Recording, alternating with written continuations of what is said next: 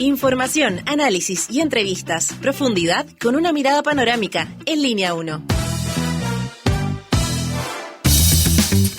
Se siente, el descanso está presente. Aquí comienza Línea 1 por Radio Usach 94.5 y Diario Usach.cl con ánimo de fin de semana largo. Iniciamos esta edición. Daniela Figueroa Videla, usted ya está con la maleta lista. Viene con la mochila, sí. ¿Cómo está? Maleta, eso lo hacíamos los viernes. No, me cargan las mochilas, sobre todo en el metro, porque no están hechas para andar en metro. ¡Oh, Dios, la joroba! Muy buenos días, Alejandro Guillé. Sí, tú bien lo decías, semana corta, jueves ya 30 de octubre, mañana es feriado porque se conmemora o se celebra, si tú quieres, no, se conmemora el Día Nacional de las Iglesias Evangélicas y Protestantes y a puertas de lo que va a ser este sábado, ¿no? Sí, 1 de noviembre, el Día también de Todos los Santos. O sea, finalmente son dos fin de semana o días más bien, 2 días religiosos. No teníamos, creo, desde septiembre feriado, ¿no? Si no me falla la memoria, desde el pueblo, sí, como se decía antes. Desde las fiestas patrias, como le dicen. Bueno. En fin, así que estamos muy contentos y solo déjame ver la temperatura. Oye, que ha hecho calor. Yo estoy realmente, no soporto el calor. Tú eres cachado que el mundo se divide en este país entre invernistas y... ¿Cómo se dice? Veranistas, ¿cómo está, Gonza? Ya te saludo como corresponde. El frío, el calor, ya. Yo también. Está mirando la temperatura, ahí, sí, para esta jornada de jueves, 30 grados. Prepárense. Pero mañana, viernes baja, 23, que es harto más agradable. Ya. Saludamos a nuestro compañero que ya se manifestaba públicamente, nuestro querido... Gonzalo Rodrigo. No, Gonzalo Espinosa Bastías, porque sus padres seguramente también lo escuchan acá en la radio. ¿Cómo estáis, Gonzalo? Hola, ¿bien ustedes? Bien, pues, muy bien. Sí, mi papá me escucha de Estados Unidos. ¿En serio? Sí, por el diario internet. Sí. ¿Cómo se llama tu padre? Pablo. Don Pablo, lo felicito por el hijo, muy talentoso y simpático, nos hace reír además, muy creativo. Sí, siempre nos escucha. En serio, sí. Genial, me encanta. Muy trabajador también, para que no crea que lo tenemos aquí para que nos cuente chistes. No, pero por supuesto. Son muy buenos. Ya. Vamos a partir con la pregunta de ayer. Los chistes de la política. Eso. El generalísimo de la candidata presidencial Evelyn Matei hizo unas declaraciones donde calificó a sus contendientes. Exacto. Cuéntenos. Estamos hablando de Diego Paulsen, quien aseguró que ellos tienen la mejor opción para derrotar al comunismo y a este gobierno de atorrantes, refiriéndose al gobierno del presidente Gabriel Boric. Y le preguntamos a la gente qué le parece esto. Un 16% manifestó que es una lógica de Guerra Fría, un 33% sostuvo que es soberbia y un 50% señaló que están desesperados. Y de hecho, el día de ayer, la ministra Vallejo se manifestó en una entrevista al respecto. Dijo que ya el nivel había bajado, pero claro, muchísimo. Sí, hace rato, en verdad. La verdad es que sí. No solo acá en Chile, sino que en el mundo. No, sí. Oye, la experiencia política es cuando tú vas de capa caída, al final recurres a cualquier argumento y pierdes el nivel.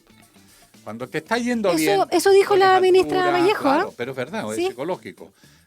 Si no tienes argumentos, descalifica. El estadista, el claro. discurso serio al país, la convocatoria, incluso eres hasta condescendiente con tus rivales porque lo estás barriendo y en segunda vuelta vas a necesitar que muchos de ellos te apoyen. Exacto. Pero cuando ya disparas con el ventilador es porque no vas a pasar a la segunda vuelta, entonces no te molesta ofender a quienes pudieran votar por ti en segunda vuelta.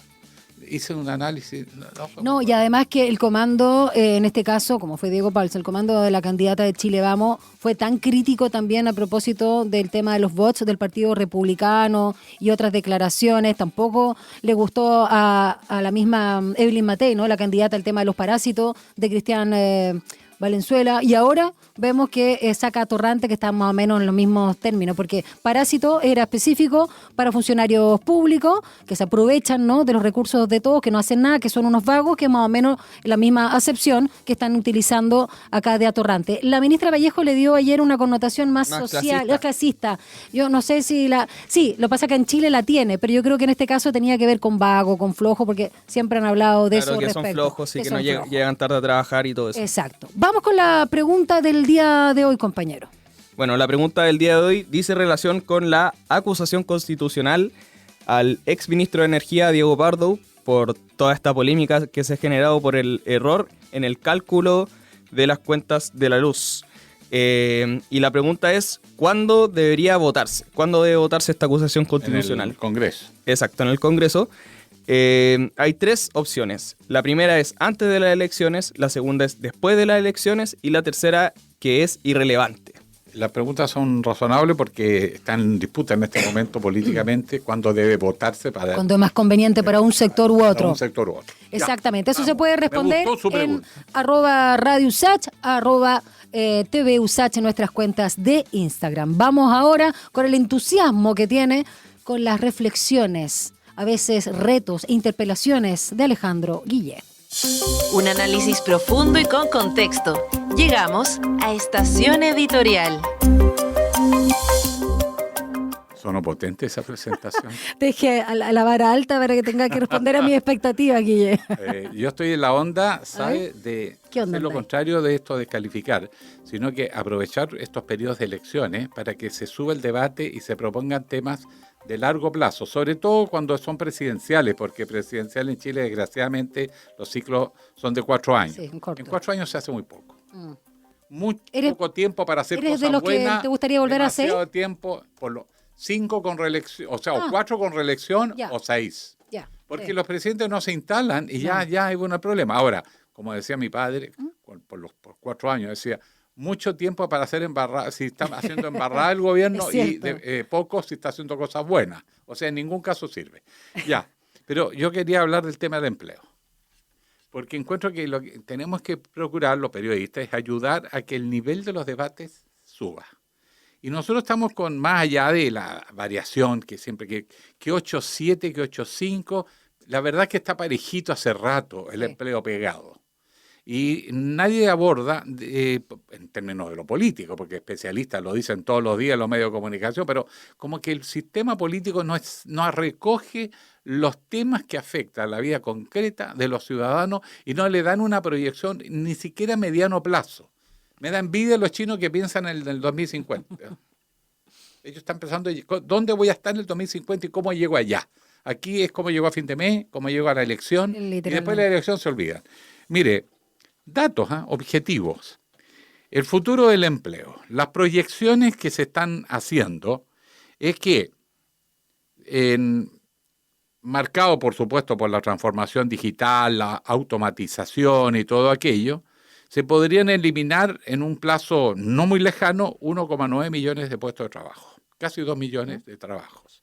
Y otros 2,2 millones de empleos deberán modificarse sustancialmente. Cifras para Chile, ¿eh? No estoy hablando de Europa ni Asia. Ahora, el contexto mundial es de que hay una caída en la creación de empleo. Están bastante debajo del orden de los 7 millones de empleos nuevos que se esperaba crear este año y que ya no se van a crear. Lo dice la OIT, Organización Internacional del Trabajo. Y hacen proyecciones. ¿Esto qué significa para Chile? Que con la transformación digital, la inteligencia artificial y todo eso, el 22% de los empleos en Chile podrían desaparecer. ¿Cuánto? Hoy, 22%. Pero el 30% tiene que modificarse radicalmente, o sea, la mitad de los empleos están comprometidos. Y esto no es tema de las campañas. ¿Qué hacemos? ¿Cómo preparamos al país para enfrentar este Ya tema? estamos en la Sea- transición, lo que pasa es que Claro, como que en pleno proceso. no Porque atinamos. esto tiene muchas consecuencias y implica política pública y también privada, y ojalá una alianza público-privada para decir el futuro del empleo, porque las empresas se están automatizando. Y cambia radicalmente la situación. Yo doy el ejemplo siempre del norte minero. Hoy día, si tú entras al proyecto Chuqui subterráneo, no hay nadie dentro de la mina. Son robots. claro. Camiones robots, Todo palas automatizado. mecánicas robots, cadenas donde se va echando la tierra removida, que va en una cadena y que va subiendo. No aparece el factor humano presencial. ¿Y desde dónde se dirige esto? Antes se dirigía desde la superficie, hoy desde Santiago. Esto viene hace Totalmente años. remoto. Claro, esto viene hace muchos años ya. Y no es tema, y ahora se está notando en factores que tienen alto impacto. Por ejemplo, no es solo que hay menos trabajadores en el norte, sino afecta a las líneas aéreas, la hotelería.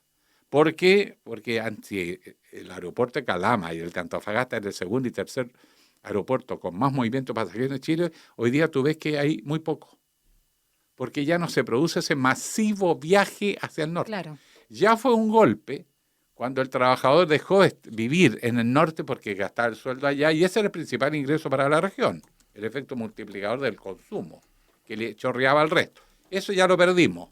Pero ahora lo poco que había se sigue perdiendo. Entonces esto va produciendo una centralización del empleo en la capital, Claro. y una mayor acentuación de la Y desigualdad. deterioro en los mismos territorios. En Exacto. efecto. Entonces en el norte solamente quedan labores menores, de menor importancia, de menor productividad, pero los empleos más productivos quedan en Santiago, la gente consume en Santiago, vive en Santiago, se concentra la riqueza, se empobrece la región.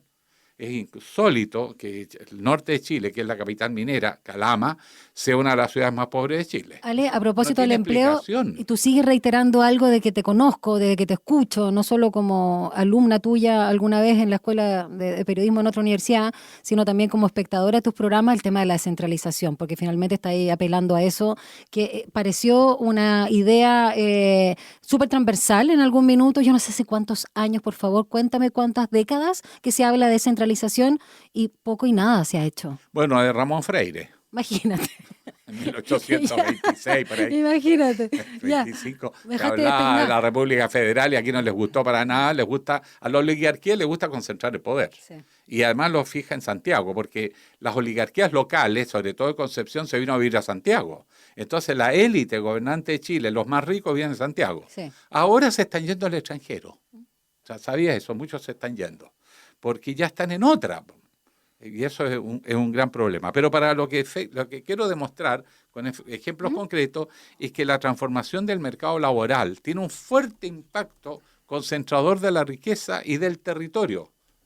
Entonces, bueno, un ejemplo es el cobre. Las faenas se están dirigiendo cada vez más automatizadas, con inteligencia artificial, y se hace desde Santiago, desde oficinas. En la minería ya ni siquiera se ensucian la corbata ni la camisa, sino que se hace la pega desde oficina. Bueno, ese es un tremendo problema de que está ocurriendo. Tú vas a un supermercado y te das cuenta que todo se automatiza, en los bancos, en todas partes ya casi uno no va. Eso significa menos empleo, más máquinas. Bueno, ¿quién va a pagar los impuestos? Otro problema. ¿Las máquinas van a pagar los impuestos? Y como ya no contratan, las personas que reciben un sueldo ya no van a existir, por lo tanto no van a hacer aporte contributivo. Ese es otro ejemplo. Se van a abordar todos los gastos que dijo el Banco Central. Claro. No hay personas entre medio. Y además tiene otras consecuencias que la gente no sabe. Y es que el mercado laboral se hace internacional. Porque ahora es en Santiago, pero luego va a poder dirigirse la mina desde Australia. BHP Billiton podría desde Australia, y yo creo que allá hay muchas funciones que se hacen desde allá. Por otro lado, la globalización del mercado laboral. Como son un trabajo muy especializado, y según el tipo de mina, tú ya no contratas trabajadores chilenos, traes desde Australia, o Canadá, o Estados Unidos. Países mineros donde forman allá y no forman acá. Esa es otra política pública que hay que enfrentar. La formación de capacidades humanas en el país, porque si no te vas a dar cuenta que vas a poner las minas, pero van a trabajarlas otros que ni siquiera van a venir a Chile. Me voy explicando. Sí. Esa es la magnitud de la revolución que está produciéndose ya en el mercado laboral. Y yo menciono la minería porque es la actividad productiva en Chile que tiene mayor productividad, mayor valor agregado, a pesar de todo lo que la gente cree. Porque hay mucha industria para hacer minería, muchos servicios, muchos estudios de ingeniería para hacer minería, el proceso de encadenamiento hacia atrás le llaman. Bueno, con esa transformación digital empiezan a aparecer otros problemas, la obsolescencia de la educación. Si vas a tener nuevas tecnologías, vas a necesitar nuevas habilidades. Y eso no son solo habilidades técnicas, son habilidades sociales. El trabajo en equipo versus el trabajo individual. El trabajo solitario versus el trabajo en colectivos. Y eso genera hasta un cambio de carácter en las personas y en la sociabilidad humana. Sigue sumando. Y lo otro, el carácter de la educación continua. Más que la educación básica y media en Chile, que como crece menos la población, cada día muchas escuelitas se van quedando sin alumnos, la educación de posgrado empieza a tener una dimensión mucho más grande. Si queremos competir en estas grandes ligas y no simplemente entregar esto a que vengan expertos de otros países, desde sus países, a manejar nuestros asuntos. Y eso significa aprender habilidades que, como digo, que son digitales, que son dominios tecnológicos, pero sobre todo tiene que ver con habilidades sociales que se están perdiendo. La incapacidad de resolver conflictos, la dificultad de trabajar en equipo, la falta de liderazgos. En Chile se están perdiendo los liderazgos. Nos limitamos a hacer lo que todos hacen. Y lo otro es la actualización permanente de competencias. La educación no termina nunca, es para toda la vida. La carrera profesional ya no existe como carrera, que tú vas como por una pista, sino que durante tu proceso te vas a tener que reinventar una y otra vez, cada 5 años. Y de repente te estudiaste una carrera y terminaste trabajando en otra absolutamente distinta. Eso viene Entonces, pasando igual hace rato. ¿Dónde se está debatiendo esto? En los candidatos presidenciales. Sí, bueno, igual en todo caso, tanto las candidatas mujeres a la presidencia, tanto Janet Jara como Evelyn Matei, son los que quizás no solo tienen propuestas más sólidas en relación al empleo, sino focalizadas, y porque ambas fueron ministras de trabajo, manejan mejor. Obviamente tienen diferencias, pero apuestan justamente por uno de los grupos sociales más afectados, en general, transversalmente castigados, en este caso, por el desempleo, que somos las mujeres. Así que es interesante también ver el detalle y comparar. Y a propósito de toda esta polémica, cuando se acuerdan, Gonza y Alex, que se pronunció el Banco Central sobre el desempleo, claro, y que llamó mucho la atención que en este periodo el ente emisor, se pronunciara sobre estos temas, y básicamente hablaba de que las 40 horas, el aumento del sueldo mínimo y otras iniciativas pro trabajadores y trabajadores que fueron logros de este gobierno, estaban encareciendo, y esa era el trabajo, el mercado laboral, y esa era una de las razones, no necesariamente la principal, de por qué teníamos tanto desempleo, lo cual me parece vergonzoso, porque eso es seguir apelando hacia la precarización. Es cierto, porque la gente te dice, no, bueno, pero ¿qué preferís? ¿Ganar mejor o no tener pega? Claro. Me carga que pongan esas cosas en esos términos. Sí, porque además es una amenaza eso. Claro, es una trampa. Chantaje. Es una trampa ponerlo en esos términos porque, claro, cierra la boquita y quédate queremos claro, más empleo y mejores empleos, exacto, mejores condiciones, y porque yo creo que no se puede retroceder en términos de, por ejemplo, profundizar en la subcontratación, en bajar salarios y que, digamos, liberalizar el mercado del trabajo en pos de la generación de empleos. Igual, por ejemplo, hoy Geiser estaba diciendo crear una plataforma de empleos por hora. O sea, imagínate. Ya. Y que eso sea como algo que esté rondando dentro de las propuestas presidenciales, a mí por lo menos me preocupa. Sí. Bueno, porque están pensando en términos estáticos, en la actualidad de ahora, no del futuro del mercado laboral. Particularmente, por ejemplo, el sistema de educación superior en Chile, no solo universitario, la educación superior en general forma técnicos y profesionales, licenciados, doctores, etcétera. Bueno, ¿cuáles son los nuevos campos laborales? ¿Está cubriendo, formando profesionales para un mercado laboral que está desapareciendo? ¿Estamos formando profesionales con las competencias propias de los niveles de exigencia de 5 o 10 años más para que cuando salgan estos muchachos tengan empleo, o con las viejas competencias que están quedando obsoletas? Esa es una pregunta, porque nosotros estamos teniendo cada vez más egresados de las universidades que no encuentran empleo, probablemente porque no se están generando empleos en las áreas de ellos, y segundo, porque ya no tienen las competencias para entrar, porque esto evoluciona muy rápido. Por ejemplo, todo lo que es la ciencia de datos, la ciberseguridad, los empleos verdes. Un ejemplo práctico de empleo verde. Las casas en Chile no tienen eficiencia energética.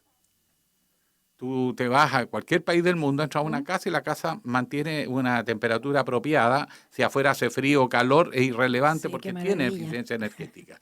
En Chile los arquitectos y las empresas constructoras no se preocupan. Hay departamentos que les da el sol todo el día en un muro y la casa se hace un horno y en la noche no se puede ni dormir en ese dormitorio. Miren esos departamentos que miran al sol con el ventanal directo. ¿Cómo vive la gente? Bueno, todo eso es enfermedad. Entonces, ¿cómo cambia todo? Y aquí el propio concepto de ciudad, cómo se planifica los espacios verdes, las nuevas tiempos de ocio.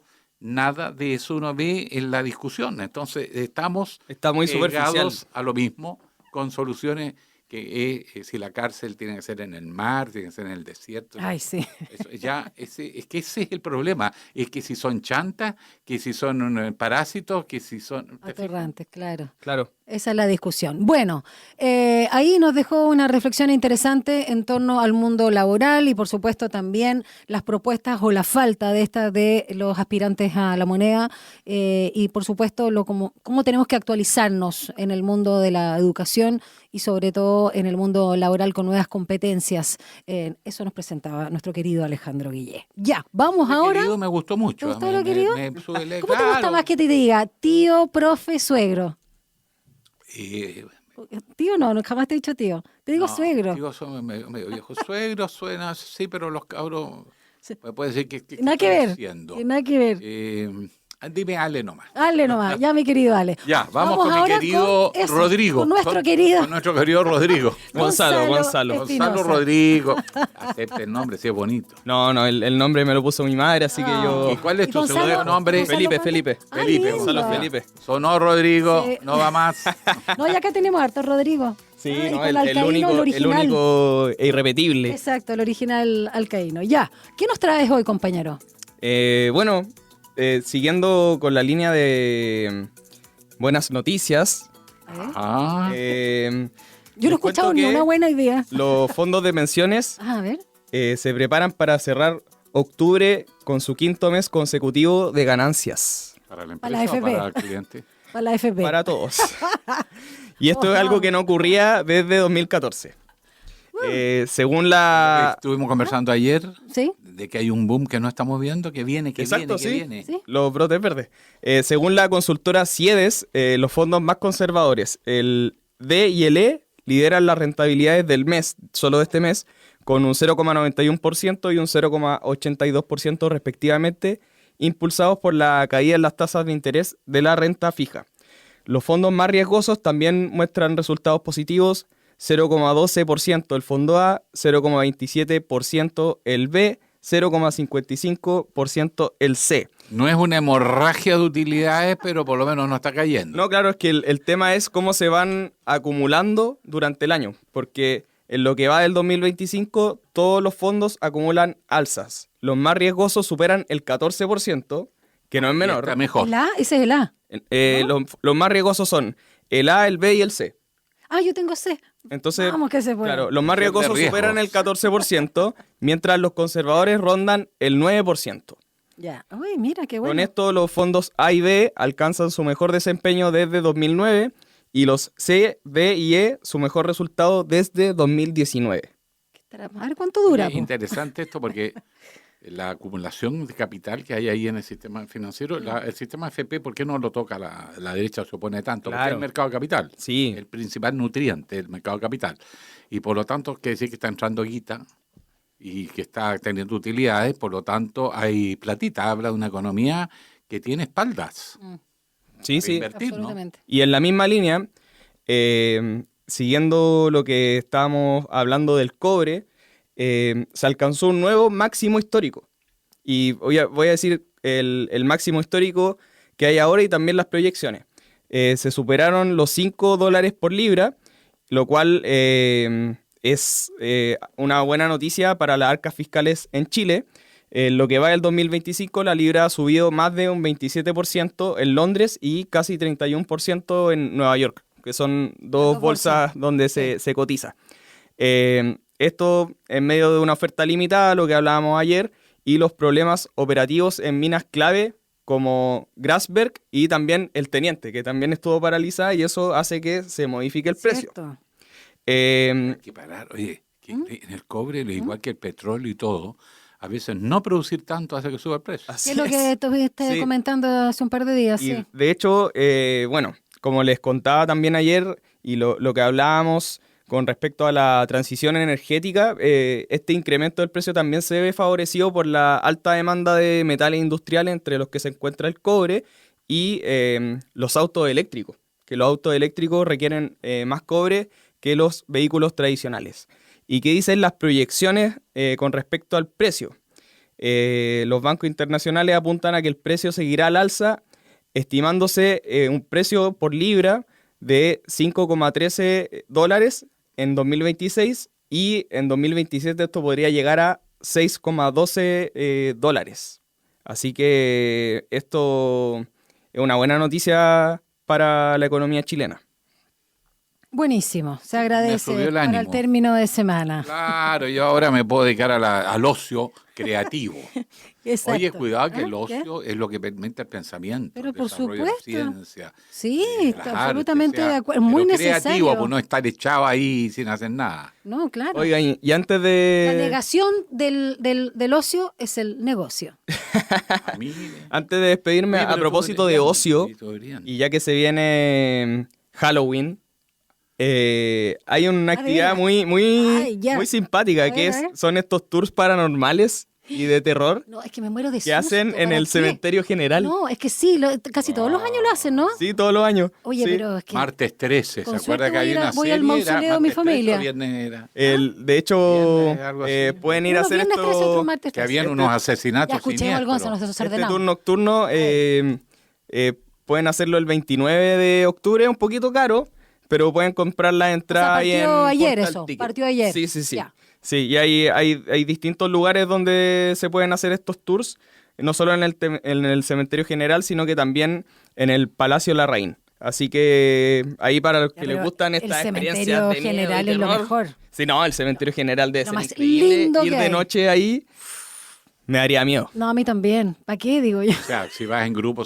hay chacota. Claro, Pero sí. si vas Eso es cierto. solo, anda una noche solo al cementerio a ver cómo se siente. No, yo no podría. No, yo tampoco. ¿Para qué? Pero si están muertos, ¿qué te van a hacer? No, pero son los vivos los que me problema es que hay preocupan. un vivo escondido A mí me por ahí. preocupan los vivos que están ahí. Sí, esos loquitos que se ponen a profanar, a exhumar, a hacer tonteras. Y bueno, y anda a saber tú qué te puedes encontrar, ¿no? Si los muertos están en todos lados, en todas las casas viejas, en toda piedra, en todo lugar. A mí los muertos no me dan susto, la verdad. Igual, claro, uno también Ya, dice, ¿sabes sí, qué? quiero, pero a la hora de los que ¿Saben hubo, qué? igual se te Me hace. estoy po. asustando. Ya. ¿Por qué no paramos aquí? Ya vamos a la... Penan en todos lados. Ya, pero está bueno, ¿eh? Sí, el tour paranormal. Está bien, está bien. Está bien. Ya, pues, nuestro próximo carrete como línea 1 va a ser Cementerio. en el cementerio general. ¿Se van a disfrazar ustedes de algo? Oye, sé que estaba pensando, yo te estaba mostrando que la economía da como para ese disfraz que te mostré, que básicamente, ¿cómo se llaman esto? Una avestruz era, ¿o no? Ah, es Una verdad. avestruz de una Con bolsa, la bolsa de basura, sacar en la pelota manito. y con el brazo. Haríamos, Listo. sería. ¿Tú, Ale, tú vas a hacer algo con tu nieto, no? Seguramente, sí. Tienes que comprar dulce. Pero, no, ¿Compraste ya? olvídate. No, no he comprado. Para que no nada. le tiren huevo a la casa. Eso, no, pero es que ya estamos, Claro, estamos porque jueves, es tenés que comprar. caramelos o bromas, ¿no? ¿Cómo es? No, es como dicen los Dulce gringos, dulce o maldad. o ¿no? maldad, O claro, sí. Sí, claro. Dulces o... sí. O te pueden hacer Dulce algo. o travesura. O travesura, Eso, travesura. travesura. Sí, sí, sin La duda. palabra. Sin duda, sin duda. Maldad, dije yo. Sí. Sonó mejor. Ya, bueno, Pero vamos. voy a salir con él A allá, ver. en la playa, en Pichilemu. Ah, qué rico. Te estás yendo para allá ahora. Sí. Qué rico. Voy a jugar con el nieto ahí. Eso. O él juega conmigo. Ahí no te sé, quiero ver el lunes. Te quiero ver el lunes. Gateando. Exacto. Ya. Vamos a una pausa porque ya vamos con nuestras entrevistas Sí, acá ya en línea tenemos 1. la primera entrevista. Una breve pausa y ya regresa Línea 1.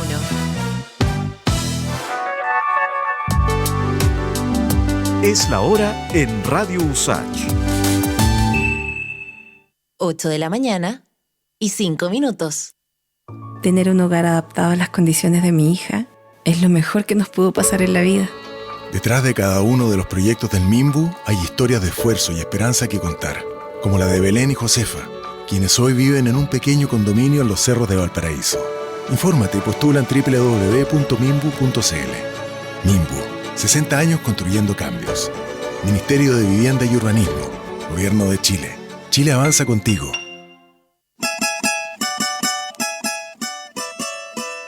A Hora da Saudade. Uma mirada desde las africanidades al mundo. Tejendo conexiones, raízes, influência, ritmos, arte e sabores por meio de la música. Sumérgete en este emocionante, vibrante e diverso viaje intercultural de la 94.5 Rádio USACH. A Hora da Saudade, junto a Eugenia dos Santos. Capítulos estreno miércoles a las 5 de la tarde y los sábados a las 19 horas. Si tus pases te van al córner como los míos o más lejos y no logras el gol, tu lazo con el fútbol es romántico. Entonces Reino Fútbol es para ti. Una conversación íntima sobre el mundo del balompié. Reino Fútbol todos los domingos a las 16 horas a través de Radio USACH. ¿Qué lugar tiene la ciencia en los grandes debates de hoy? Hola, aquí les saludan Macarena Rojas Ábalos y Fernando Ortiz. Y queremos invitarles cada viernes a la 1 de la tarde a La Sociedad de la Ciencia, un programa que invita al diálogo y a la reflexión en torno al quehacer de la academia y cómo ésta conversa con los distintos actores de nuestra sociedad. Y a imaginar una sociedad más justa. La Sociedad de la Ciencia, cada viernes a las 13 horas por la 94.5. Radio USACH. Nuevas voces, nuevas formas de escucharnos.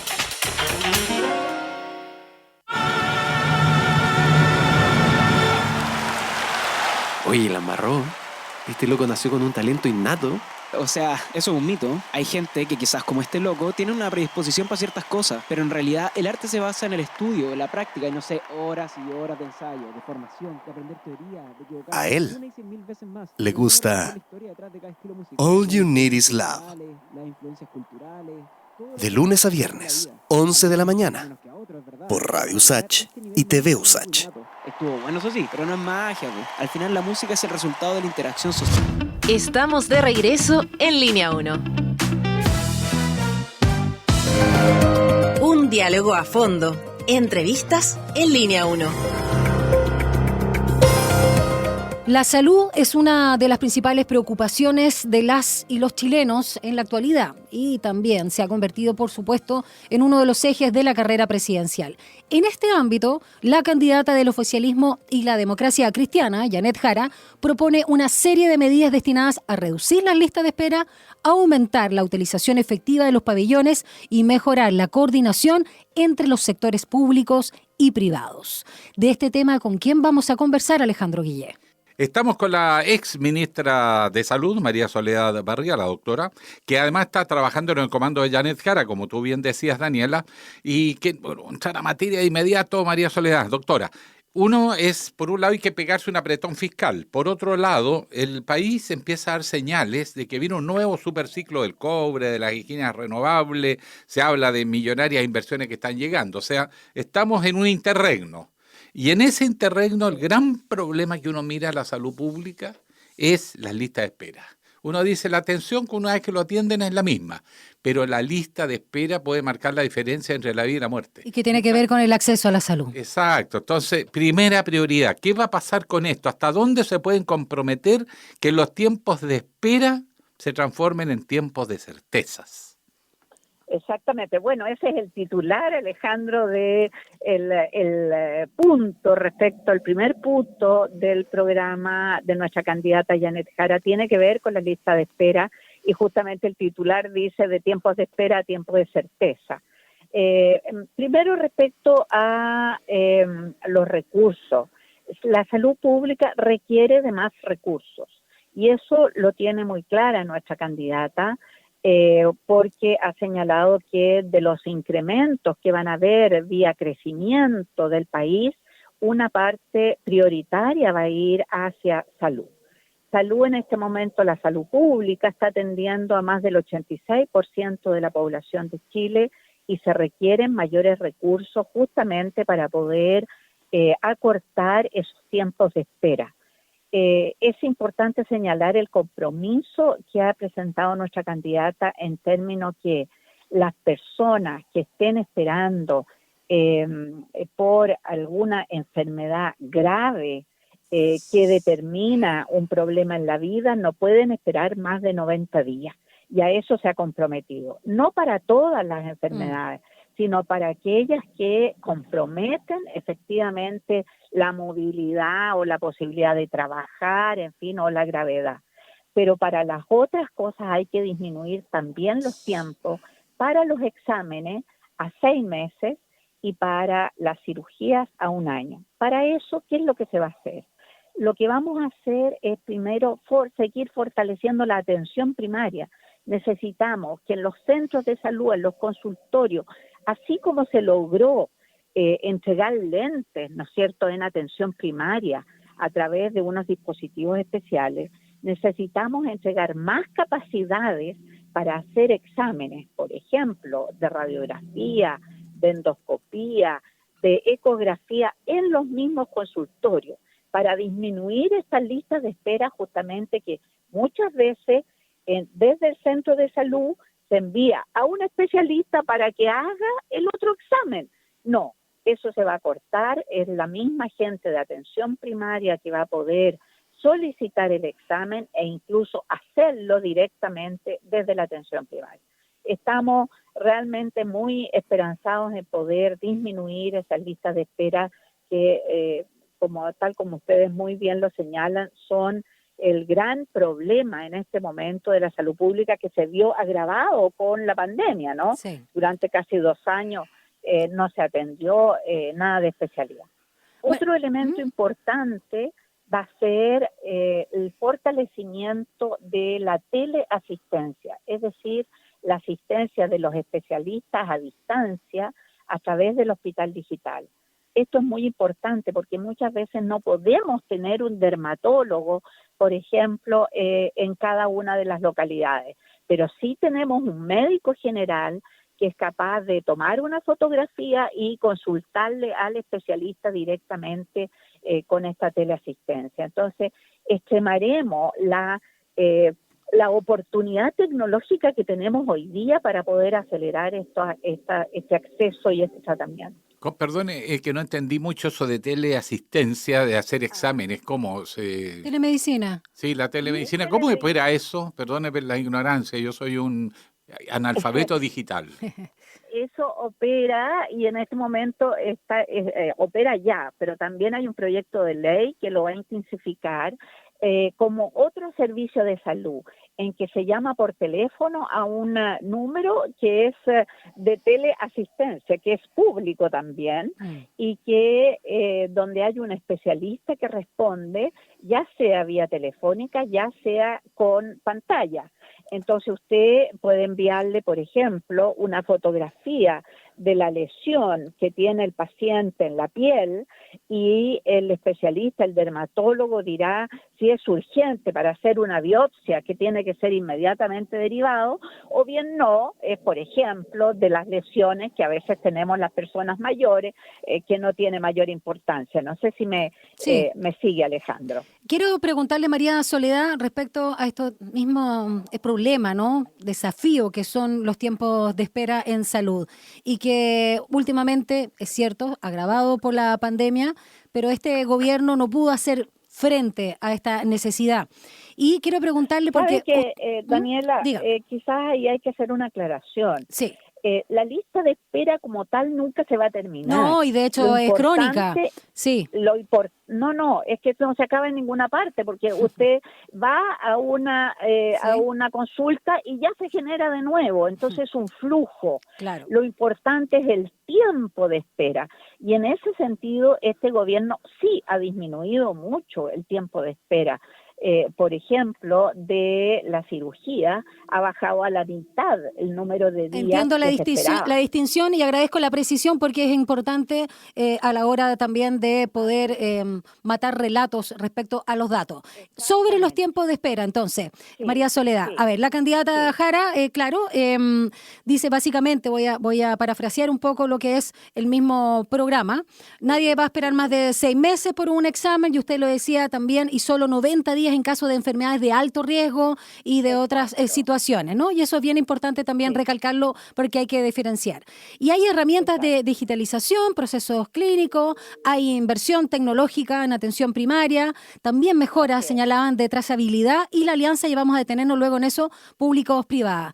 Quiero preguntarle también sobre un aspecto que es bien relevante, la formación y retención del personal sanitario, sobre todo en regiones y zonas rurales, y sobre todo la escasez de especialistas. Bueno, es un tema bien importante. Los especialistas en atención primaria tienen una bonificación especial. Eso es poco conocido, eso es lo que tienen, por ejemplo, los médicos de familia. Y es muy importante aumentar la capacidad de resolver elementos en la misma atención primaria, y eso se va a hacer una inversión, por así decir, en esa bonificación para tener especialistas que directamente trabajen en la atención primaria. Por ejemplo, hay muchas comunas en este momento que están teniendo centros resolutivos que no son el hospital, sino que, por ejemplo, en la comuna de Osorno, que tiene 6 centros de salud, tienen un centro resolutivo donde tienen especialistas, internistas, cirujanos generales, neurólogos, en fin, distintos especialistas, y que atienden esos centros de salud.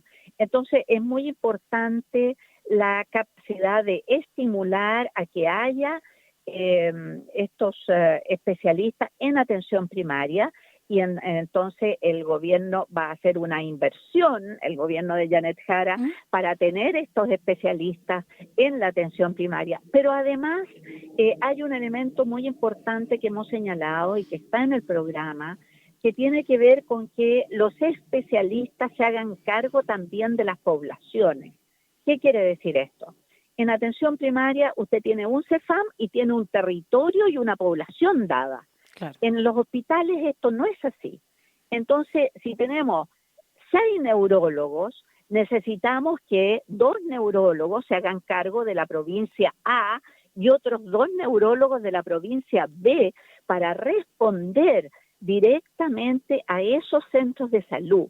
Es necesario hacer conversar mejor los especialistas que están en los hospitales con los profesionales, los médicos y también especialistas, porque los médicos de familia son especialistas que están en atención primaria, pero necesitamos que ellos conversen mejor para resolver a tiempo los casos, especialmente los más graves. Mire, interesante, obviamente, que la salud primaria se potencie, porque además un diagnóstico precoz permite abordar problemas sin llegar necesariamente a la operación o a la intervención. Pero yo he tenido la experiencia de recurrir a centros de atención primaria y están llenísimos. O sea, realmente tiene harto movimiento. Se han creado muchos centros, por ejemplo en Peñalolén, pero la capacidad, en la medida que la gente ve que atienden, va más. A lo que decía también la doctora a propósito de los flujos, ¿no? Claro, el flujo aumenta y entonces evidentemente y también pero no veo tanta capacidad en de los lugares que he estado, como por ejemplo que hagan más exámenes, que tengan capacidad. ¿Cómo resuelven? Bueno, porque eso inversiones grandes. Otra de las medidas que están, en materia de inversión, también se hace un esfuerzo central sobre atención primaria. Se han señalado que se van a construir 100 dispositivos que son de distinto tipo. Algunos centros de salud, otros son unos centros más pequeños que se llaman centros comunitarios de salud. Por ejemplo, en un barrio que está alejado, en que ya se supera la capacidad del centro de salud, se construye este centro que se llama Centro Comunitario Familiar. Entonces, se van a construir más, se van a aumentar en 25 los centros de salud mental, porque no hemos hablado de la salud mental, es uno de los grandes temas, pero además, y está puesto en el programa, se va a aumentar los tiempos de trabajo de los centros de salud hasta las 8 de la noche. Esto va en las medidas de lo que es la estrategia de atención primaria universal. Hoy día hay algún equipo que atiende hasta tarde, pero no es que todo el centro de salud esté atendiendo hasta las 8.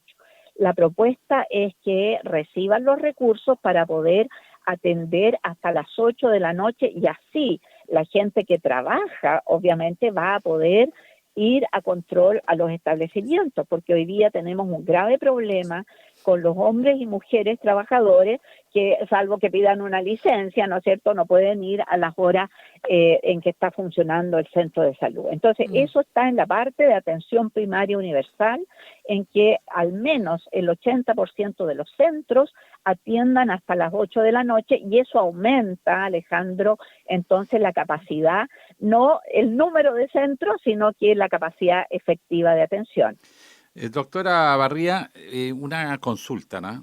Dígame. Siempre se ha dicho que los hospitales públicos en Chile tienen muchas horas que no se están usando, los pabellones quirúrgicos, que hay una subutilización de la infraestructura porque los médicos tienen sus consultas privadas y también se dice que de repente algunas sociedades médicas hacen cosas raras que tiran al paciente, en el fondo atienden 6 en la hora en el sistema público y 8, 10, 12 en la consulta privada y derivan también pacientes a sus propias consultas y cobran mucho más. En ese sentido, ¿cómo se ha avanzado el ponerle un apretón a ese uso? Sí, bueno, efectivamente algo se ha avanzado, el uso de los pabellones, el último estudio de productividad había señalado antes de este gobierno que se usaban solamente el 45% del tiempo, entiendo que estamos llegando a más arriba del 55%, pero nosotros queremos que esto sea del 75%. Y haremos las fiscalizaciones correspondientes. Lo que usted señala de las sociedades es inaceptable.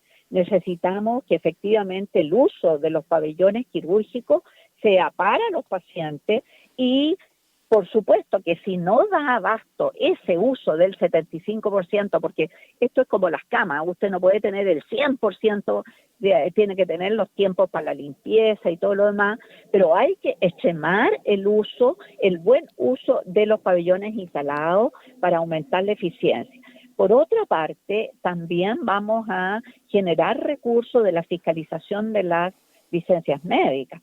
Hoy día se supone que hay 100.000 millones de pesos que podría FONASA recuperar en base a la disminución del uso fraudulento de las licencias médicas. Entonces, el gobierno de Janet Jara se ha comprometido en un uso eficiente de los recursos, evitando los abusos, ¿no es cierto?, tanto del personal en general a través de las licencias, como de los médicos que podrían estar derivando pacientes cuando no corresponde. Así es. Eso no puede ser aceptado. Estamos conversando esta mañana acá en Línea 1 por Radio USACH con la doctora María Soledad Barría, ex ministra de Salud y vocera en salud justamente del comando de la candidata Janet Jara. Otro de los ejes, y que me parece que puede ser muy popular en el sentido también de cómo va a aliviar los bolsillos, son los medicamentos a precio justo, que es una estrategia integral de acceso justamente a medicamentos. ¿Se nos puede contar cómo va a funcionar y sobre todo cuál va a ser la rebaja real y para qué tipo de medicamentos? Bueno, hoy día en atención primaria se entregan los medicamentos sin costo. Y cuando usted va a un hospital en que antes se pagaba, hoy día tampoco está pagando esos medicamentos. Es decir, se reitera la gratuidad en el sistema público, pero no todo el mundo consulta en los establecimientos de atención primaria o de los hospitales, y está claro que los medicamentos son un gran gasto de la familia. Ya los acuerdos de la central de abastecimiento con farmacias pequeñas ha significado un alivio muy importante para los bolsillos y eso hay que seguirlo aumentando. La estrategia principal es incrementar el número de medicamentos que son intermediados, llamamos, que son adquiridos por la central de abastecimiento, que logra precios muy buenos al tener una gran cantidad de medicamentos, porque ejerce un poder de compra muy importante. Los cálculos son que en los últimos años la central ha disminuido en 600.000 millones el costo de los medicamentos del sistema. Algunos han ido directamente a los bolsillos de las personas a través de estos acuerdos con farmacias pequeñas. O sea, es un modelo parecido, perdón, solo para detenerme, para que la gente también entienda, a lo que aplican en la mayoría de las farmacias populares hoy. Exacto, populares y las pequeñas, hay pequeñas farmacias de barrio, usted ha visto que han vuelto a aparecer las farmacias. Antes eran solo las de cadena, ahora han vuelto a aparecer. Exacto. ¿Y por qué han vuelto a aparecer muchas de ellas? Es por este acuerdo con la central de abastecimiento, que les vende a un precio mucho más barato que lo que sería la compra habitual aislada, porque si yo compro uno es distinto que si compro 10. No sé si me explico. Entonces, me consta absolutamente, porque yo tengo en el barrio una que atienden todo el tiempo, 24 horas, y que cobra muchísimo más barato, pero muchísimo más barato. Sí. Es bien impresionante en realidad la diferencia. Entonces, aumentar la capacidad de la central de abastecimiento para hacer aquello. Segundo lugar, la voluntad de hacer una transparencia de los precios comparativos, de tal manera de presionar para que la gente, o sea, para que los laboratorios cobren menos, en el fondo, a través Sí, ¿por qué son de tan caros una... los remedios acá, doctora? Es impresionante. O sea, es que usted va a Argentina o a cualquier lado y sale muchísimo más barato, lo cual no puede ser. Y Dice que la patente de propiedad intelectual, que por eso que están depreciando, porque hubo una inversión, pero en todas partes se hace, entonces ¿por qué en otros países baja acá no? No hay ninguna razón para que eso en España sea más barato que en Chile. O en Francia, ya queda en el ejemplo también en la bajada del mismo así es. programa de salud de la candidata. La intermediación con la central de abastecimiento, por eso es muy, es el pilar de este elemento. Y otra cosa que tiene que ver con el acceso es la dificultad muchas veces de acceder de la gente que va al sistema público y que de repente tiene que hacer colas para obtener los medicamentos. Esos medicamentos ya están financiados. En el programa, entonces, lo que se ha comprometido es que para las personas que tienen enfermedades crónicas y que se atienden en atención primaria o sean mayores de 75 años, puedan recibirlo en su casa los medicamentos sin necesidad de ir... Eso, Alejandro, escucha bien. De ir al hospital o al centro de salud. Qué buenísimo. No, también. Sí. Oiga, doctora, estamos viendo hartos temas, pero hay uno que creo que es crónico, el más grandote, el costo. Hoy día, la verdad es que la tecnología y la expertise médico y todo eso permite que enfermedades que antes uno quedaba RIP con el puro diagnóstico, hoy día se salva, hoy día hay tratamientos. Pero cada día cuesta más y la cobertura de los planes de seguro son cada día menos capacidad de cubrir. Entonces, ¿cómo salimos de esto? Porque esto va, planes de, por ejemplo, yo no estoy en FONASA, pero 20% me están devolviendo. Bueno, yo creo que Alejandro plantea un tema muy importante y que es bueno que la población tome conciencia de que hoy día estamos viviendo, pero mucho más. Estamos viviendo en la expectativa de vida en este momento es de 81,4 años.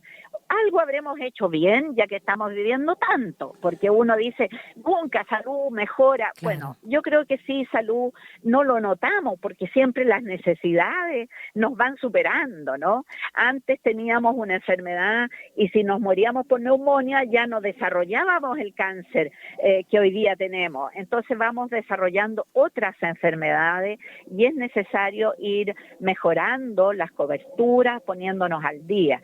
Y eso es lo que de repente no se entiende mucho con esto de las listas de espera o lo demás. Tenemos muchas consultas, por ejemplo, de especialidad que se hacen hoy día, pero que no son suficientes para la cantidad de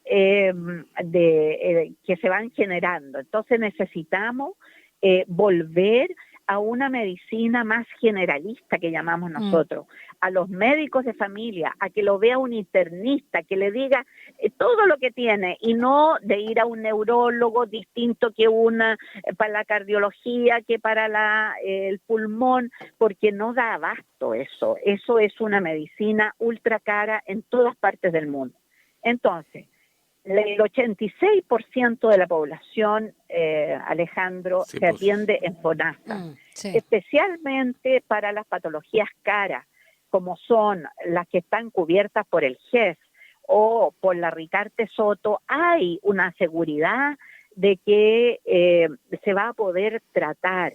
Y yo creo que las fichas tenemos que ponerlas en el sistema público y ese 12% que hoy día se está pagando UDISAPRE, van a tener que seguir pagando precios más o menos caros para poder atenderse. Pero también necesitamos que mejore el sistema público, ¿no es cierto?, solucionando estos elementos para que sea atractivo en general para todos y todas. Sí, doctora, por último, para ir cerrando, estamos con María Soledad Barría, ex ministra de Salud y vocera en salud del comando de Janet Jara.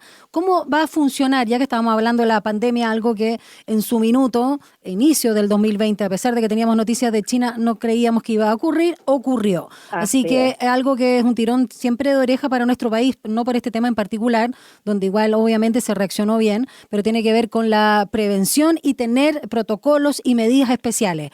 Hablemos entonces de la creación de la Red Nacional de Utilización Pública, justamente cuando se requiera declarar alertas sanitarias para movilizar justamente la capacidad pública y privada, que igual funcionó bastante bien, hay que decirlo, no quiero decir la última pandemia porque pareciera que estoy anunciando una nueva. ¿Cómo va a funcionar? No. Pero primero que nada hay que decir que tenemos una inversión del país, Daniela, maravilloso, que es la atención primaria. Fíjese que cada pedacito del territorio nacional y la población que vive allí tiene un equipo de salud a cargo. Y entonces lo primero que funcionó muy bien fue la vacunación. Sí, en un tiempo récord, cuando el país compró la vacuna, fuimos capaces de vacunar. El sistema público vacunó a la totalidad de la población. No sé si usted recuerda. Sí, bueno, claro. La parte de hospitalización es lo que usted señala de este acuerdo público-privado que también funcionó bien y que hay que hacer funcionar todas las veces que sea necesario. Y en eso el programa de Janet Jara es muy claro. Aquí no estamos pensando en que todo tiene que ser hecho por el sistema público. Va a haber que recurrir muchas veces al sistema privado para, por ejemplo, cuando decimos que no va a poder esperar más de 90 días por una enfermedad grave, necesariamente, quizás sobre todo al comienzo, vamos a tener que recurrir al sistema privado para poder cumplir aquella promesa. Lo mismo que pasa con el GES, cuando está atrasado, hay que recurrir al sistema privado. Pero que no cobren tan caro, me parece súper bien, pero que no tan caro. Bueno, ahí también la posibilidad de acuerdos, ¿no es cierto?, justamente utilizando lo mismo que hablábamos con la central de abastecimiento, que son precios especiales por el hecho de de tener una gran cantidad de pacientes. Hay una capacidad de negociación que hay que, por cierto, utilizar también con el sistema privado. Así que no le quepa duda que si hay una pandemia o una infección y también para solucionar problemas importantes como listas de espera para cáncer u otro, la necesidad de utilizar el sistema privado siempre tiene que estar puesto allí de manera bien importante. Yo quiero hacer mención a propósito de lo que hablábamos de que el sistema público lo logró, de lo que ha pasado con los niños menores de 6 meses en nuestro país. No sé si ustedes están al tanto, pero Chile, desde el punto de vista sanitario, recibió una distinción importante por el hecho de que se indicó, se gastó, se invirtió por parte del Ministerio de Salud en un medicamento contra el virus claro. Y en los últimos 2 años no murió ningún niño de menos de 6 meses, y eso habla de la solidez, no solamente de que Chile compró la vacuna, sino de que tenemos un sistema público. Ese es el Nirsevimab, así se llamaba, ¿no? Exacto, difícil. Ese medicamento. Me recuerdo. Y que en Europa están diciendo que esta es la enseñanza de las políticas públicas desde el sur, para que vea usted que podemos hacer historia también. Doctora, solo para finalizar, una frase nada más, se nos pasó el tiempo volando y tenemos otra entrevista acá en el programa. Entonces está confirmado que la candidata Janet Jara en su eventual gobierno, justamente en el ámbito de derechos reproductivos, derechos sexuales, va a continuar impulsando en este caso lo que se llama el proyecto de aborto legal, porque no es libre, como han dicho otras personas. Ya, eso está despejado. Así es, eso Sí, está en el último programa, está en el punto 11, creo, me parece, donde se señala que va a seguir la tramitación, entendiendo que puede haber personas que apoyan hoy día a Janet Jara y que van a estar representadas en el Parlamento, que pudieran no estar de acuerdo y, por supuesto, ellos quedan en libertad de acción. Pero el gobierno como tal lo va a seguir impulsando. Perfecto. Con o a pesar de Democracia Cristiana, va su compromiso. Chile cumple, como dice el programa. Con la Democracia Cristiana, yo creo, y bueno, aquellas personas que tengan reparos siempre podrán señalarlo y votar en contra. Sí, son libres. Bueno, doctora, ha sido como siempre un agrado. Hacía tiempo que no la escuchaba. Y espero ya que nos ganemos que ganemos. Vote 2. Gracias, María Soledad Barría, ex ministra de Salud, vocera en el área de Janet Jara. Que le vaya muy bien. Un abrazo. Muy bien. Chao. Bueno, interesante la conversación en torno a las principales, algunas de las medidas que pudimos recoger en esta conversación en el ámbito de salud del programa, el último programa y obviamente más sólido, más grande, más robusto de la candidata Janet Jara. ¿Vamos a una pausa, Alejandro Guilla Álvarez? Hace ratito que tenemos querido, pero está muy buena la conversa. Ya vamos. Vamos.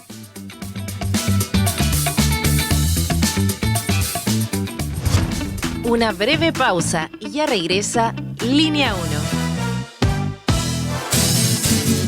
Todos los días a las 12 en punto te invitamos a hacer un recorrido por los sonidos más profundos de nuestro país. El alma nacional. La trova, el canto de raíz, folclore y fusión que unen generaciones. Y cada viernes con música en vivo en las sesiones de El Alma. El Alma Nacional. Justo al mediodía, un encuentro diario con la música chilena por la 94.5 FM Radio USACH y en el 50.2 de la televisión digital abierta.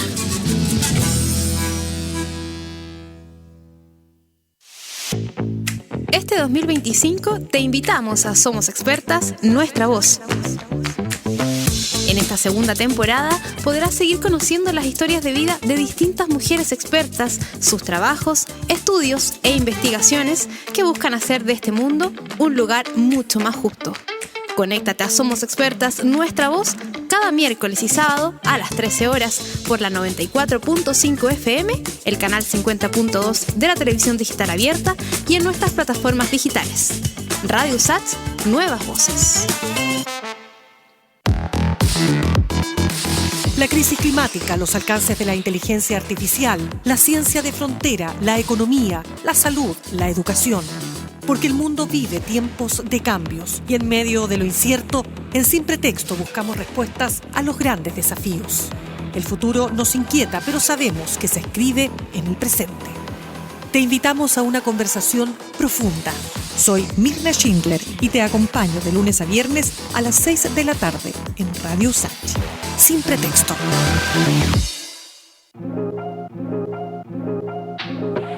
Sé parte de nuestra franja cultural en Artes y Oficios los lunes y viernes a las 17 horas. Teatro, danza, música, cine, artes visuales, literatura, tradición y vanguardia.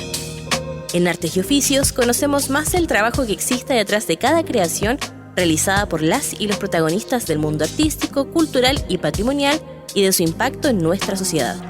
La invitación es a discutir la cultura con todas sus aristas. Juntémonos en la 94.5 los lunes y viernes a las 17 horas. Radio USACH, Nuevas Voces. Estamos de regreso en Línea 1. Un diálogo a fondo. Entrevistas en Línea 1. El caso Diego Pardo. Primero fue encontrarlo, pero esa fue la primera parte. Después viene el tema de la discusión de los plazos y segundo, la presión que ejerce el hecho que hay elecciones el domingo 16. Y algunos quieren que la acusación se vote antes porque hay más presión, porque la gente está molesta. Exacto. Estás hablando de la acusación constitucional. Exacto, contra el ex ministro de Energía, Diego Pardo. Así que todo esto es un capítulo que empieza a tener características de que lucha contra el tiempo. Bueno, pero vamos a conversar de algo más porque esto que ha pasado en el tema eléctrico es gravísimo y hay comisión investigadora de la Cámara de Diputados, la preside Jaime Bulet, el diputado del Frente Regionalista Verde Federación. Federación Regionalista Verde Social, que preside la comisión y que incluso ha hecho algunos adelantos de disposición respecto a cuál sería su votación. Así que lo tenemos en línea ya. ¿Cómo está don Jaime Mulet, diputado de la República? Buenos días, diputado. Muy buenos días, muchas gracias. Bueno, estamos de lleno trabajando en la comisión ya con poquitos días, como usted dijo, Alejandro, en medio de un ambiente electoral. Ya se notificó al exministro Diego Pardo, está corriendo un plazo, él entiendo tiene plazo hasta el día 12 para contestar y después hay un plazo de hasta 6 días para analizar y votar. 12 de noviembre. 12 de noviembre me indica el secretario de la comisión que tiene plazo. Antes de la elección del 18, día 16. Se les pasa. Después la comisión tiene 6 días, pero los 6 días hay algunos que el presidente, quien habla, que soy el presidente de la comisión, que fui elegido, puedo acortar ese plazo o no acortar. Yo lo que he dicho, porque hay cierta presión política, particularmente de sectores de derecha y también, la verdad, de sectores oficialistas que quieren apurar esto, minoritarios los oficialistas, pero igual, lo digo porque me han llamado. Mire, yo lo que tengo que garantizar es el debido proceso. Exacto. Es importante los 6 días si es que hay una defensa, requieren testigos y requiere los 6 días. Bueno, yo creo que se haga muy rápido, pero no voy a poner en riesgo la garantía del debido proceso. Exacto. Sí, diputado, vamos que quedara instalado que lo hicieron para aprovechar el ambiente electoral, porque eso sería ya una... Déjame ver un poquito también la forma, Ale, para que nos cuente el diputado Jaime Mulet. Más o menos ya conocemos lo que son las acusaciones constitucionales.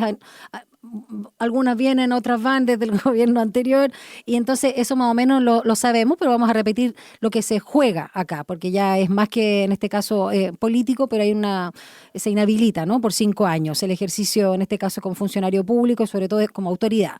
Dentro de la comisión que revisa esta acusación constitucional contra Diego Pardo, diputado, bueno, están desde la oposición Sergio Bobadilla, la UDI, Mauro González de Renovación Nacional, y desde el oficialismo la diputada del Partido Comunista Carmen Hertz y Erika Ñanco del Frente Amplio.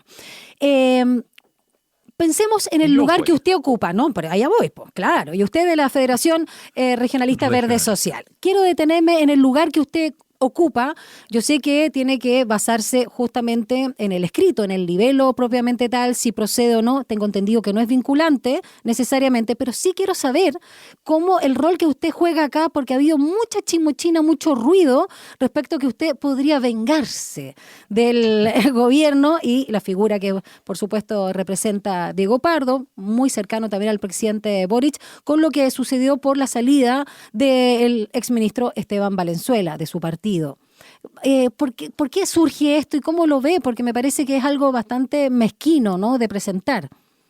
No, lógico. Hay gente que juzga por su propia conciencia.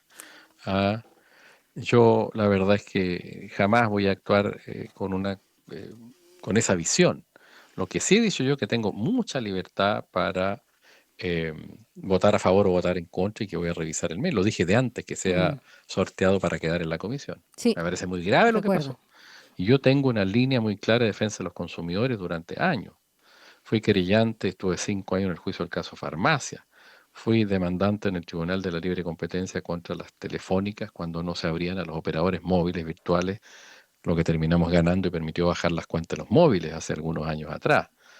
También he tenido demandas colectivas contra las telefónicas cuando estaban partiendo, en fin, el caso de los celulares, había una serie de distorsiones. De manera que yo tengo una línea pro consumidor muy clara, que es parte de mi trabajo político de siempre.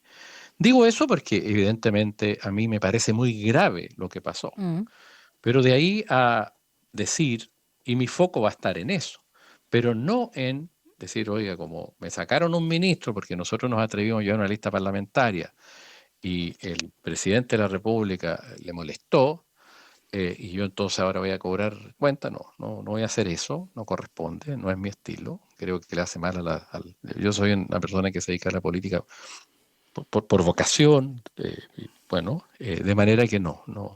Es casi una falta de respeto, pero en este mundo donde la política está tan denigrada, creo que bueno, la gente lo puede pensar, en fin. Sí. No voy a actuar de esa Usted manera. dijo que no me el gusta ministro tampoco. Diego Pardo, con esto termino, tiene responsabilidades constitucionales hasta 6 meses después de dejar el cargo. Eso es algo No, sí. que pesa mucho. ¿Cuál es lo más grave? Porque ya lo sacaron, digamos, ¿no? O sea, finalmente esta renuncia forzada debido a para algunos, la gravedad del asunto. ¿Qué es lo que es lo más, digamos, impropio o por lo que tuvo que pagar en responsabilidad política de lo que sucedió con los cobros excesivos? Porque hay dos A ver, situaciones. yo no me voy a pronunciar sobre el fondo ahora, no ha contestado el ministro, pero hay hechos que son públicos. El hecho de lo de Transelec, que le hayan informado hace un año atrás que habían sobrecobrado $100 millones, eso es muy grave, que no haya hecho nada aparentemente, pero quiero escuchar a ver qué dice él. ¿Qué pasa si él le dijo al presidente de la República? ¿Te fijas? Tengo que ver eso. Claro. Pero son hechos graves. Cobrarle de más a la gente de Copiapó, le cobraron un 7% más.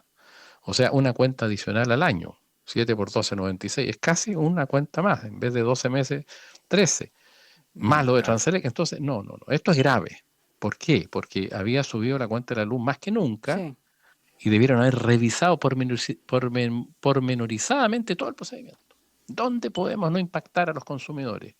Y ahí deberían haber visto y haberse alertado con el mecanismo de doble pago de reajuste. ¿Se fija? Entonces son hechos graves. Ahora, bueno, pero hay que esperar la respuesta del ministro.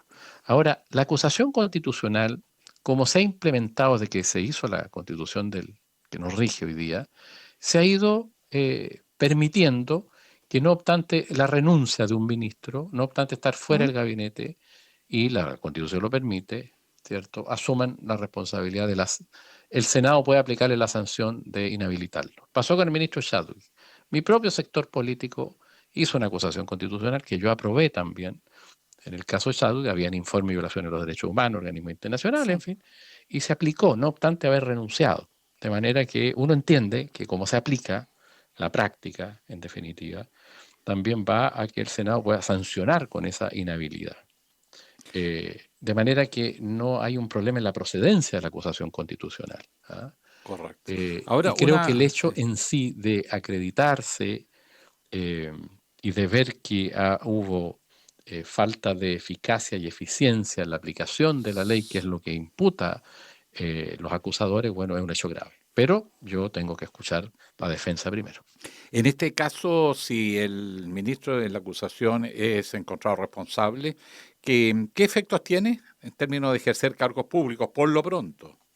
Claro, ese es un efecto, que es un efecto fuerte, indudablemente, pero no otro, digamos. Y obviamente, supongo, las consecuencias políticas que puede tener. Por eso es que también hay que tener mucho cuidado si se hace alto después de la votación, que no sirva de carambola.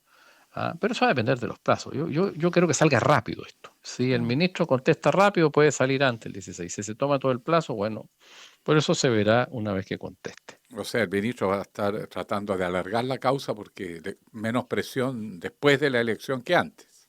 Es lo que yo creo. Pero también es bueno que estos también se vean otros aspectos. Hoy día, por ejemplo, hemos ido avanzando en la comisión.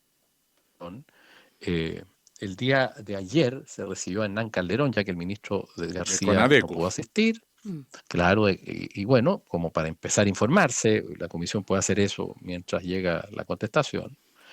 Y es muy interesante, algo que yo sé, yo he sido miembro de la Comisión de Energía, Minería y Energía durante muchos años, entonces conozco el tema. La falta de competencia que hay en el sector de la distribución genera, obviamente, condiciones inadecuadas. La falta de participación de los consumidores, la captura que hay del sector eléctrico, particularmente de los regulados, capturan al regulador, porque, por ejemplo, quien fijó la metodología del año 2017, que establece este IPC doble, forma parte de una consultora que asesora a las empresas. Entonces, hay una serie de situaciones que creo yo son poco transparentes y que tienen que abordarse. Es un sistema hoy día donde opera la captura, aunque sea implícita, así como la corrupción tácita que hay cuando no hay mercado competitivo. Al modelo chileno hay que meterle mucha competencia para proteger a los consumidores.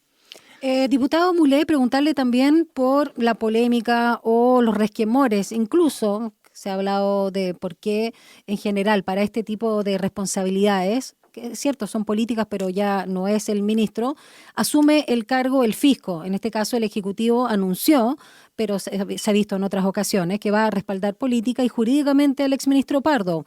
Y el abogado, el que está a cargo de su defensa, es justamente Francisco Cox. Se ha cuestionado el uso de recursos públicos en esta materia. A su juicio, más allá de este caso, ¿corresponde, no corresponde? ¿Qué garantiza? Cuando han estado sobre el tapete, ¿no?, la discusión de qué es lo que se hace con la plata de las y los chilenos.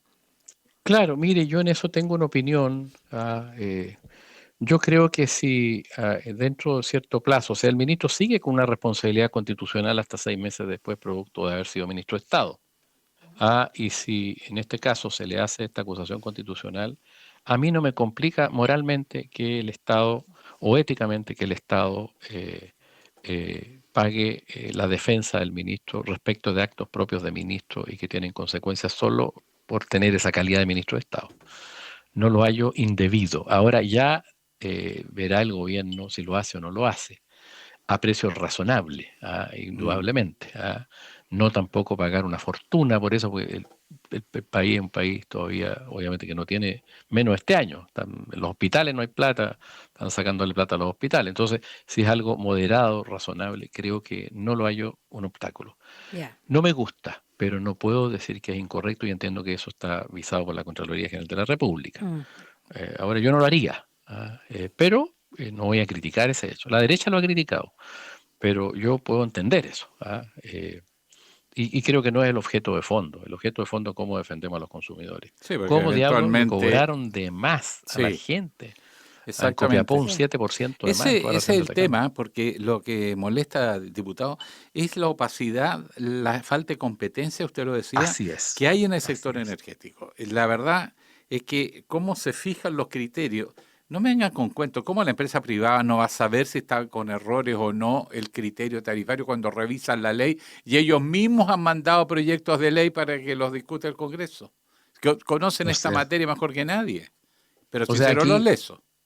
Hernán Calderón también, yo siempre lo he supuesto, pero y también otras personas me lo han dicho, digamos. O sea, no cabe duda que las empresas sabían del doble IPC, no cabe la menor duda. Porque el corazón de una tarifa que está fijada con un polinomio, ¿cierto? Ver, bueno, cómo se reajusta ese rechazo, que era el significado de esto. De manera que ellos lo revisaron una y otra vez. Sabían. En esto estoy de acuerdo con el ministro García, que dijo, es como que vieron que se le cayó una billetera a alguien y no se la devolvieron. Y por lo mismo tienen que devolver la plata de una vez. No así, si en la región de Atacama fueron 7%, fue una tarifa un mes adicional. Que lo devuelvan, esa plata, sacan el promedio, eso se puede sacar la cuenta y le devuelvan a cada persona un cheque, un depósito con la plata que cobraron, ojalá en diciembre. Pero no esto que viene en la otra tarifa, porque eso no lo cree nadie, el sistema además perdió confianza. No tienes cómo controlar, el ciudadano común no tiene cómo, la gente dice me subieron por un lado y me rebajaron por el otro. Entonces, y eso a la gente, ya imaginen que se le pasó a un ministro de Estado esto. Después le avisaron de lo de Transelec hace un año y, bueno, quiero esperar la contestación, a lo mejor le dijo al presidente, habrá que ver eso. Pero esto es muy grave. En Chile nadie paga, Alejandro, nadie paga las consecuencias de los malos actos. Los del Transantiago, que le ha costado a este país $20.000 millones, al que me opuse en su oportunidad, en una historia antigua esta. Oiga, dan clases, están en el Ministerio de Transporte. La ley corta de la ISAPRES también, diputado, la terminamos pagando nosotros. Creo que conversamos en una ocasión al respecto. No sé, Aquí yo por eso que vamos a aprovechar, y lo digo legítimamente, más allá de la responsabilidad de Pardo, porque es importante saber cuál es el marco. Cuál es el marco legal, dónde estaba, ¿cierto? ¿Qué está pasando en Chile? Es en el tema eléctrico. Es bueno que la gente lo sepa, porque la derecha, claro, se focaliza en Pardo, quiere hacer su negocio político, de castigarlo, agarrar las elecciones, pero bueno, ¿qué pasa con las compañías? Yo, por ejemplo, he presentado indicaciones en proyectos de ley ya aprobados que la derecha me ha echado abajo para que los consumidores puedan también tener la posibilidad de revisar los contratos cuando cambian las condiciones macroeconómicas. ¿Qué es lo que pasó a propósito de la guerra Ucrania, la pandemia, en fin, y generaron situaciones extraordinarias que implicaron alzas que nadie previó, ¿cierto? Y que las compañías se están haciendo ricas algunas, Hay que decirlo, porque están comprando energía barata, pero sus contratos los obligan a los consumidores a pagar energía más cara. Claro, Presenté la indicación y la derecha la votó en contra. Diputado Jaime Mulet, respecto al biministro García, quiero preguntarle si se despejó aquella confusión respecto a una declaración que fue mal entendida, y debo reconocer que yo también la entendí mal, porque él no se estaba refiriendo, cuando decía que habían sectores o parlamentarios, sobre todo de oposición en el mundo político, que había inflado este tema. No le quiso quitar de alguna manera la preocupación y el valor a la situación específica, minimizar además, dijo él en sus palabras, el efecto, sino más bien frente a las críticas de que era muy poca plata, ¿no? 2 lucas por 6 meses promedio, la devolución en las cuentas a partir de enero de 2026, él dijo que se habían inflado las expectativas, porque creo que hubo una confusión, dijo él, y él quería aclarar que las personas entiendan que ese valor tiene que ver con una mala metodología del reajuste, pero no de la gran alza en tarifas que tienen que ver con este descongelamiento que empezamos a vivir este año. ¿Se despejó eso o cree que todavía hay confusión a propósito de nosotros como usuarios, como consumidores? Porque hay una señal además lo que queda, ¿no? No estoy de acuerdo con las expresiones del ministro. Yo a esto le doy la mayor gravedad. Y si a un consumidor le cobraron una cuenta adicional, como ocurrió en Copiapó, Vallenar, en fin, Atacama, en Coquimbo, algo parecido, le tienen que devolver toda la plata, no promediar. Y soy partidario que las compañías se la devuelvan de una vez. Y el Congreso está en disposición de aprobar una ley que es perfectamente posible hacerlo, tal como se congelaron, tal como se descongelaron. Es perfectamente posible, y creo que el ministro está equivocado, debería estar promoviendo que se devuelva de una vez. Y para alguna gente es poca plata, para otros es mucha plata. Cuando hay 900.000 chilenos que no tienen pega y que tienen que pagar la cuenta de la luz todos los meses, bueno, le metieron la mano al bolsillo, pues. Y las 70.000 pesos, 80.000 pesos, 40.000 pesos que en algunas regiones pagaron. No, lo de Maule es delirante. Si la gente en Chile gana 600.000 pesos, 700.000 pesos, la mediana entiendo está cerca de los 700.000 pesos. La mediana, de ahí para abajo, la mitad de la gente gana menos. Y le doblaron la cuenta de la luz, o se acerca al doble. No, pues, el ministro se equivoca. Aquí los pesitos de la gente pobre son muy importantes. Claro, cuando uno tiene una situación económica sobre la media, no. Pero esto es importante. Si ese es el problema, que muchas veces no ven la gravedad. Oiga, si usted no paga la cuenta de la luz, ¿qué le pasa al otro mes? Le corta la luz. Y se corta aunque uno la pague igual, ¿ah? Oye, y por reponer la cobran. Exacto. Y la cortan incluso cuando uno la tiene al día por otros sucesos, los megacortes que han existido. Además, en el último periodo, muchas fallas. 2 informes de 2 comisiones investigadoras, yo presidí una a propósito de esa falla, y después cuesta todo. Es un sistema capturado, semicapturado. Eso es verdad, tiene que transparentarse, tiene que avanzarse. El modelo chileno de electricidad de fijación de precio y tarifa se creó en el año 81, cuando todas las empresas eran del Estado. Se privatizaron, no me voy a referir a eso porque da para un programa entero, ¿cierto? Hay aspectos muy cuestionables, pero siguió el mismo modelo. Entonces antes el Estado tenía el control y de alguna manera protegía a los consumidores. Pero hoy día se sigue un modelo te fijas, donde, bueno, dicho... Por otra parte está el Estado chino metido. Bueno, pero ese es otro tema. Bueno, hay hartos temas en el asunto eléctrico, porque nosotros tenemos generadores, transmisores y distribuidores. En el problema general, y aprovechando su trabajo en la Comisión de Minería y Energía, diputado Mulet, ¿qué medidas están pensando los parlamentarios, conversando respecto a cómo entrar a modificar los mecanismos donde se establecen estas tarifas y cómo transparentar el sector eléctrico? Y claro, y perfeccionar la misma Comisión Nacional de Energía, porque algún fallo habrá ahí, claro, humano al menos. No es tan difícil. Es la persona del ministro, es la institución. Se viene planteándose más de 20 años. A ver, ya. Un camino es crear la figura del comercializador, ¿ya? De manera que usted pueda actuar como el multicarrier que se hizo para las llamadas telefónicas hace más de 20 años. ¿Ya? Claro. Se puede hacer. ¿Ya? Entonces usted puede elegir compañía. Y la compañía le tiene que pagar el peaje por usar las líneas a la dueña de la línea, que sigue siendo monopolio, pero solo esa parte. Eso es una. Otro, permitir que haya más consumidores libres, no solamente de los que consuman medio mega, que son grandes empresas, o permitir más, los consumidores libres negocian directamente con las generadoras. Y eso evidentemente también a pequeñas y medianas empresas les podría ayudar a bajar las cuentas de la luz. Hoy día la cuenta, entre paréntesis, que pagan los consumidores es el doble prácticamente lo que pagan los clientes libres. O sea, uno podría decir que los chicos están subsidiando a los grandes. Pues los libres negocian y bajaron precio, en fin, renegociaron los contratos. Eso es fundamental, la transparencia es fundamental. Lo otro que los organismos como la Comisión Nacional de Energía o el Coordinador Nacional Eléctrico son organismos que están de alguna manera relacionados o cooptados por... tiene que tener mayores niveles de independencia respecto a las compañías eléctricas, particularmente el Coordinador Nacional Eléctrico, que tiene una conformación medio rara, mixta, entre el sector público y privado.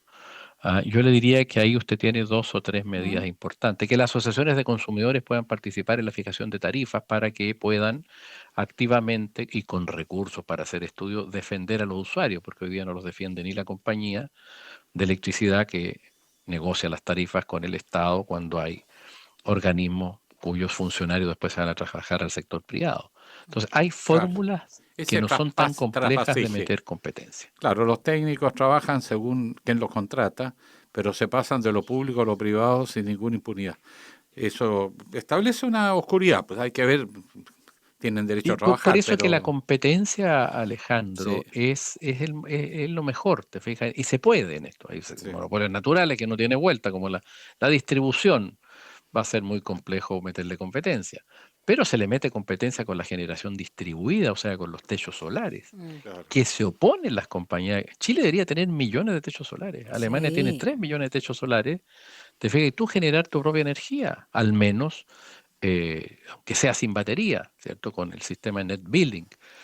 Pero las compañías te generan puras dificultades para hacer eso. Bueno, de hecho hay que contar con la autorización de ellos para cambiar el sistema en la casa de un particular. Yo no quiero más energía eléctrica, quiero instalar en el panel solar, no me dejan la compañía. Ya. Bueno, diputado, tenemos harta pega. Después de la acusación constitucional hablamos de esto último, el tema de la generación distribuida, creo que es clave para el desarrollo del país. Un abrazo. Gracias, diputado Jaime Mulet. Gracias a ustedes, que estén muy bien. Un abrazo. Y presidente de la comisión acusadora de la acusación inconstitucional contra el exministro Diego Pardo. Nosotros nos despedimos, Alejandro Guille, llegamos al término de nuestro programa de esta jornada ya jueves. Y además, bueno, es semana corta. Sí, pues, así es la vida, pues, pero yo... ¿Qué vas a hacer mañana? Igual trabajo. Yo trabajo pensando en Chile. ¿Pero qué vas a hacer mañana que es feriado? Mañana 31 de octubre. ¿Qué vas a hacer? Trabajar por Chile. ¿Sí? ¿No vas a hacer nada por Todos los Santos? ¿Qué cosa? El 1 de noviembre, por ejemplo. En mi familia no hay santos. En la mía tampoco. Éramos todos herejes. No, sí, un poquito había familiar. Y es Halloween también mañana, igual estoy esperando clase. Mañana es Halloween. Volviendo a clase voy a tener que ponerme al día con los alumnos. No saben lo que va a hacer eso. Ya. Bueno, será hasta el lunes entonces. Goodbye. Un abrazo, que tengan lindo fin de semana. Aprovechen este fin de semana largo, valga la redundancia. Chao.